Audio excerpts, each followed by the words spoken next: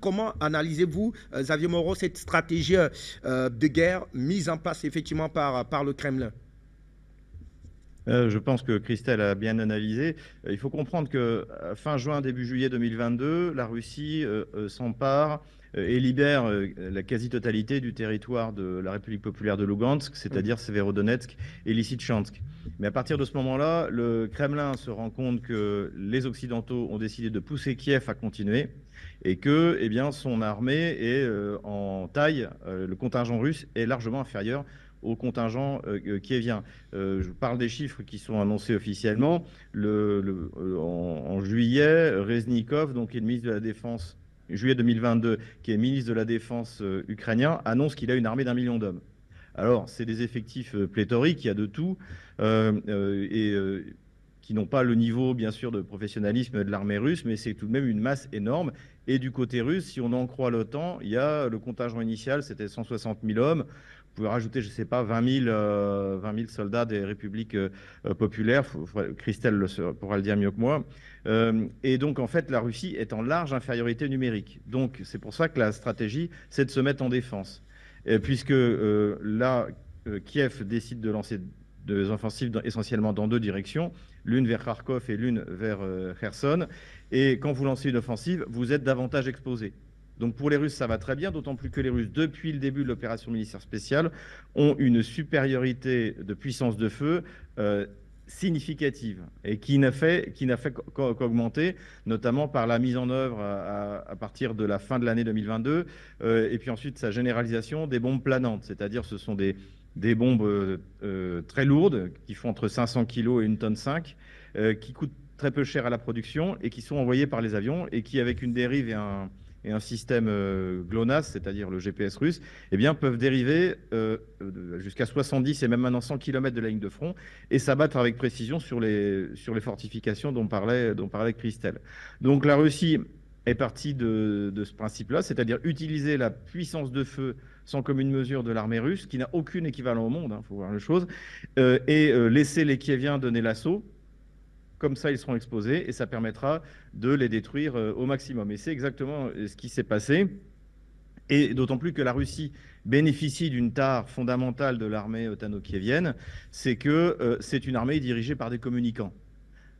Quand la Russie, Vladimir Poutine donne l'ordre de se retirer d'une partie de la région de Kharkov, donc en septembre 2022, quand il donne l'ordre équivalent de se retirer de la ville de Kherson et d'une partie de la région de Kherson, donc à l'automne 2022, c'est extrêmement mauvais pour la communication. C'est vraiment un sale coup. Du côté des Occidentaux, on parle de débâcle et tout ça, Vladimir Poutine le savait.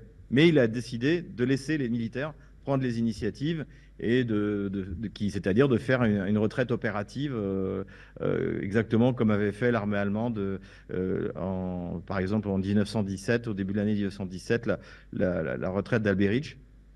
Ou alors celle de Manstein après la défaite de Stalingrad, où il se retire du Caucase, etc. etc. Donc c'était quelque chose, une manœuvre militaire tout à fait compréhensible, mais comme du côté kievien, on est sans arrêt dans la communication, on est prisonnier de certains objectifs. Et par exemple, aujourd'hui, vous observez ça dans la région le village de Rabotino. Dans la mesure où l'offensive kievienne a échoué, il n'y a aucun intérêt à tenir le village de Rabotino. Il vaut mieux que l'armée kievienne revienne sur ses bases de départ qui étaient préparées. Mais elle tient Rabotino parce qu'effectivement, une fois que la Russie aura pris Rabotino, c'est-à-dire que le seul gain insignifiant pris par l'offensive kievienne en l'été 2023 aura été perdu. Donc, mauvaise communication. Donc, évidemment, voilà. Et pour revenir également sur AfDFK, ce qu'on peut dire, en plus de ce qu'a dit Christelle, je partage à 100%, c'est que c'est aussi la remise en cause du système de fortification ukrainien qui, dans le Donbass, s'est installé dans les grandes villes, dans les localités. Ce qui prouve deux choses. D'ailleurs, au passage, c'est que les Kieviens ne considèrent pas le Donbass comme leur territoire, parce que quand les Français ont construit la ligne Maginot avant la Deuxième Guerre mondiale, il n'y avait pas un seul village par où passait la ligne Maginot. Vous imaginez, vous expliquez à la population que vous êtes censé protéger que vous allez utiliser les villes et les villages pour faire des fortifications contre l'ennemi. Mais comme évidemment Kiev n'a jamais considéré le Donbass comme une terre ukrainienne ou kievienne, je ne sais pas comment ils se définissent, c'est qu'ils se moquent des conditions de vie des habitants du Donbass. Eh bien, donc ils ont fortifié et ils se sont appuyés sur les grandes villes et sur les localités de taille importante, sur les usines, pour faire des lignes de protection. Et ça aussi, ça entraîne qu'il y a un manque de cohérence, puisqu'une fois que ces verrous, comme l'a très bien raconté Christelle, sont tombés, bah, derrière, il n'y a quasiment plus rien.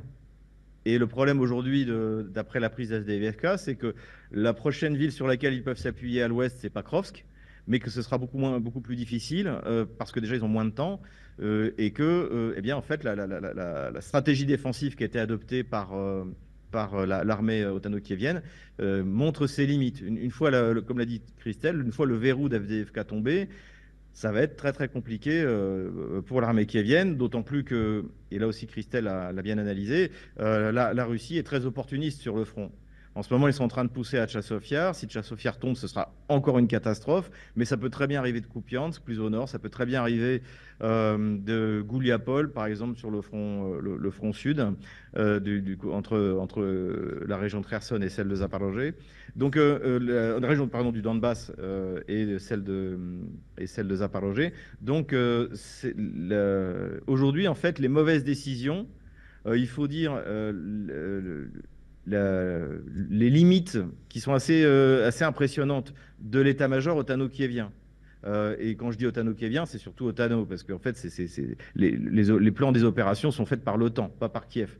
Les généraux d'ailleurs ukrainiens sont en fait interchangeables parce que c'est pas eux qui mettent au point les opérations. Eh bien, sont largement limités.